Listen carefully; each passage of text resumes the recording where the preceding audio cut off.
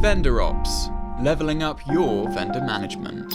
What I see is common in organisations is be innovative where you need to be innovative. If you don't need to be innovative, don't. And what I mean by that is if it's not a differentiator for you as a company, don't try and be innovative in it. So if you're not selling innovation within that area, why try and be innovative in sort of steady? Let's say you're a bank and you sell banking services. Why try and build an innovative data centre? There's people like AWS and Azure and some third parties that sell physical data center space that are the specialists in data center and innovate there. Why as a bank try and build the most innovative data center? And there are awards that are given out for that within the industry, but from a business strategy perspective, that never made sense to me. So I would expect there be innovation tracks where it makes difference to the business to either accelerate their growth and go to market. You need to do that testing there, right? Yeah, that's right. And I think, you mentioned the data center piece. That's a really easy one, right? Why go and reinvent the wheel when somebody else that's got the money behind it can do that innovation for you? If you're not selling wheels, right? If it's not a competitive thing that you're in, then why try and do the hard thing? Someone else has done the hard thing already. Yeah. But sometimes innovation can, particularly in supplier-client relationships, innovation can be much broader than just the products and services that, you're available to buy off the shelf. Sometimes it's about kind of the internal business functions. And if you can generate that good relationship, then you can start to understand how actually do you operate as an organization. You're an engineering organization. We're an engineering organization. Let's forget about technology. Let's forget about products and selling stuff. Tell me how you actually engage your people. What is it that gets people up at your organization and makes them want to come into work?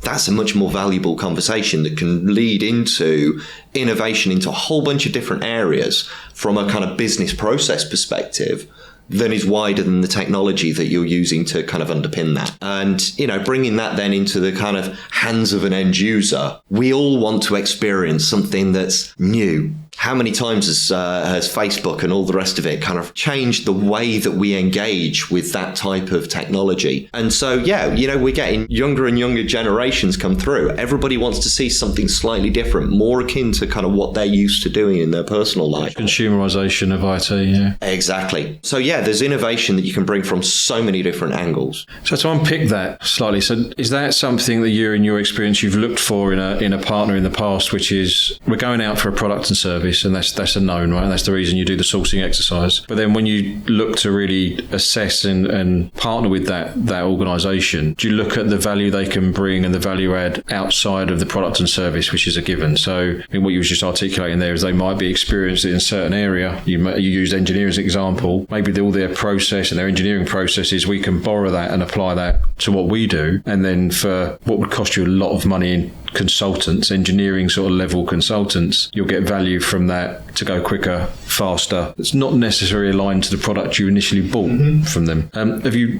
had that in the past? Any examples that you'd bring to life on that, where you have untapped into that sort of either unassumed benefit of being a partner with an organisation? Yeah, absolutely. So great example was Microsoft, right? Everybody uses Microsoft. And if you go over to Microsoft's headquarters, you'll probably do an executive business unit trip, right? And you'll get to see all of the great products that Microsoft have available. And you'll get to demo those and you'll see how it works. And, this might be technology that's kind of not coming out for 3 or 4 years yet. And that's great. But from our perspective, when we were going to that, it was actually immaterial of those technologies. Yeah, they were interesting. But what we really wanted to do was understand what made that technology come about in the first place. What are those things? How do you enable that innovation, the thought leadership, the understanding of where you're going for products that most consumers haven't even thought of yet? That starts to unlock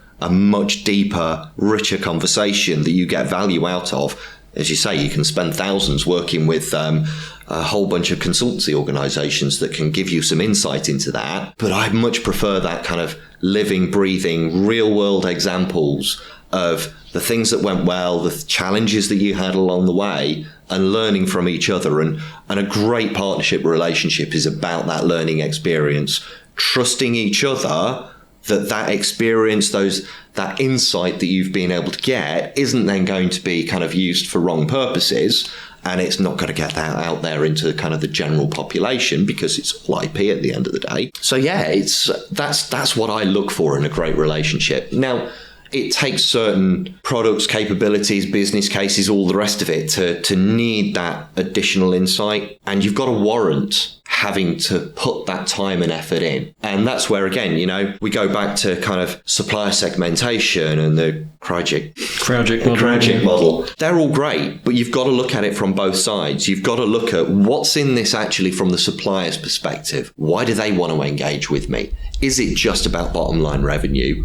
Or is it, as you mentioned earlier, is it more about brand? Is it about something more than just the financials associated with this contract? And, particularly in today's market, customer-supplier relationships, they're happening everywhere. And most big organizations, they will be both a customer and a supplier in one way or another. And if you can tap into both sides of that, you're onto an absolute winner.